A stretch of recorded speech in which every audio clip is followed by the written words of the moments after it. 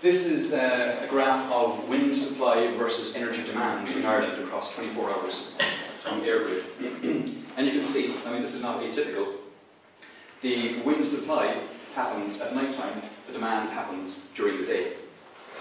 So this is a big problem for the utilities. The supply and demand curves are almost completely out of sync often.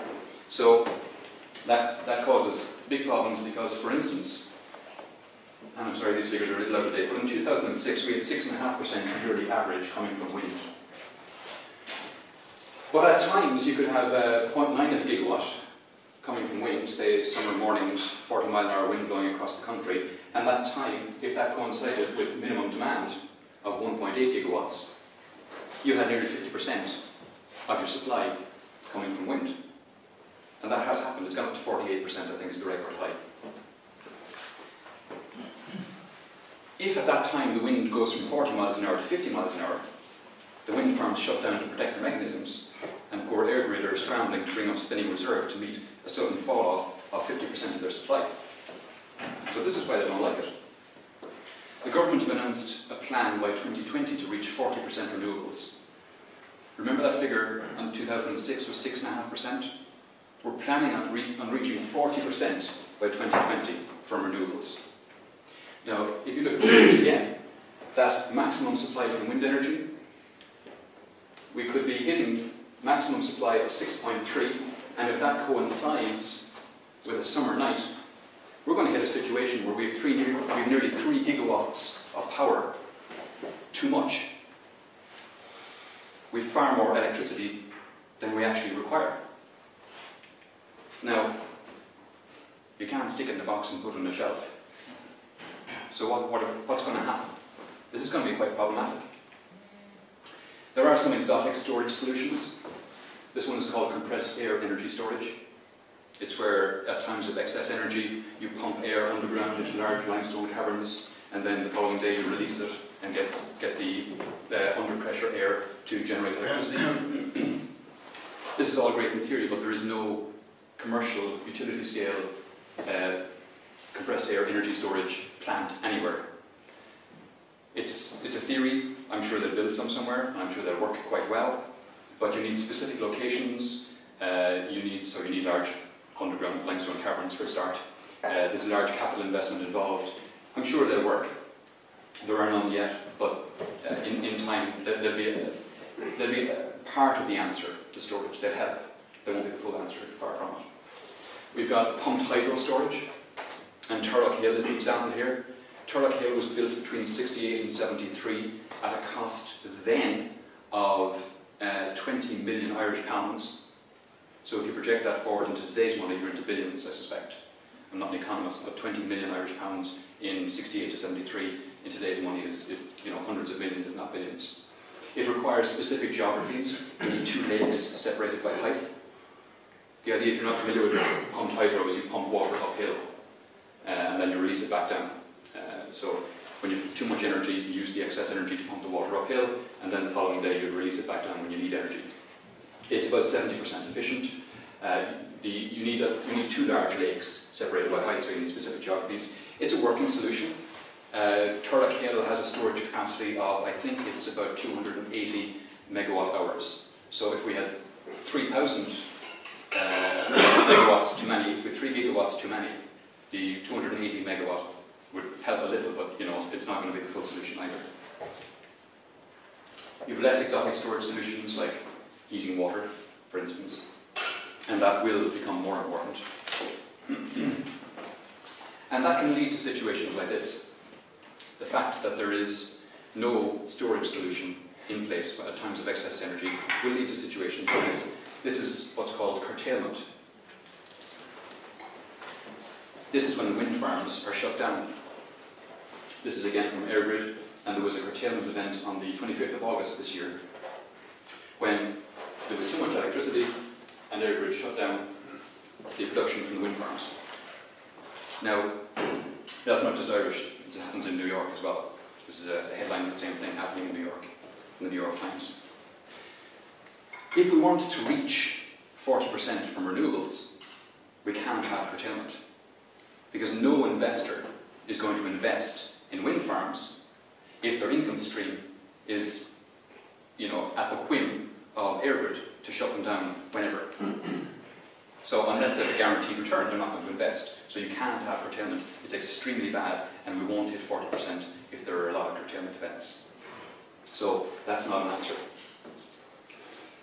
Answers. Well, this is a project called Electrictiy, which is being researched at the moment, and there are a lot of people interested in it. And the idea behind Electrictiy is to make the grid one large supergrid, connecting North Africa, the Middle East, Europe, Scandinavia, and all the way north to Iceland. You're taking in renewable sources from all these places. So the idea is, if the wind drops on the west coast of Africa, or if the wind drops off the west coast of Ireland, you'll still have sun in North Africa, you'll still have geothermal in Iceland. So the variability starts to even out across the whole continent. I personally think that's a great idea, but I don't think it goes far enough.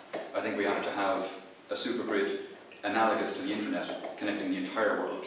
So one globe, one full supergrid all around the world, so that you could pump geothermal to Japan if you needed it. The biggest problem with connecting these,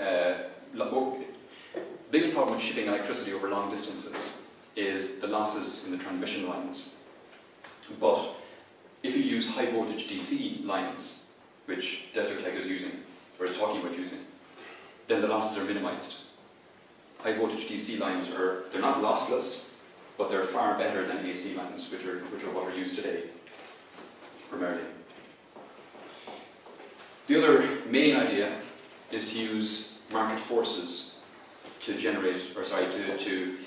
stimulate the consumption of your electricity. So, right now, you get an ESB bill. It's typically, I think it's 14 cents per kilowatt hour, thereabouts, or 14 cents per, it's 14 cents per unit, anyway. So, that's day, night, summer, winter. It's a flat rate if you're a residential consumer. And it's a flat rate for a lot of businesses as well. If we move to a smart grid, we'll start to have a situation where the grid management companies, well, the utilities, will start publishing electrical pricing in real time and publishing that out across the grid. And then you can have devices connected to the grid consuming that pricing information and altering their behavior according to the price. So what you're doing now is you're moving to a situation where, remember I said earlier, you had supply and the demand was variable but predictable, and the supply was becoming variable with the introduction of renewables. If you start manipulating the demand side using pricing information, using market forces, basically what you're doing is you're getting the demand side in harmony, in synchrony with the supply side. And as long as the more you stabilize the demand side with the supply side, the more stable the network becomes, the more renewables you can add in to the mix, because the whole thing will start to stabilize again as the price goes up or down and the demand alters to meet the supply. So,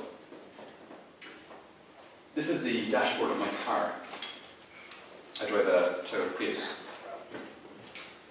The Prius gives me, now I took this photograph when I wasn't driving, so, so you can't see the flow of energy, but it gives me in real time, all the time, the amount of litres per 100 kilometres, basically the miles per gallon. So it's constantly giving me feedback on the energy requirements or the energy utilisation of the car. And I find myself modifying my driving based on the readout from the amount of miles per gallon in the car. It's presented in such an easy way to consume. I now have little competitions with myself as I'm driving down the road on routes I'm familiar with. What's the lowest I can get that figure to? I'm down around 5 litres per 100 kilometres, which isn't great still, but I don't have the car long. So I'm getting better at what they call hypermiling. That's what they call it when you're trying to get your miles per gallon down as low as possible. But because I have that information presented to me in an easily digestible form, my behaviour is modified. And that would happen